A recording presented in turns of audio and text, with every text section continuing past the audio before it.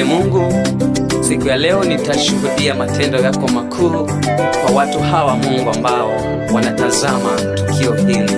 Oh, haleluya.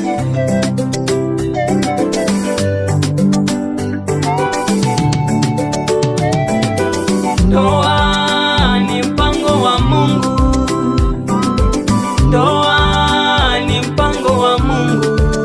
Jamani, ndoa ni mpango wa Mungu aliyouanzisha Edeni. Ndoa ni mpango wa Mungu.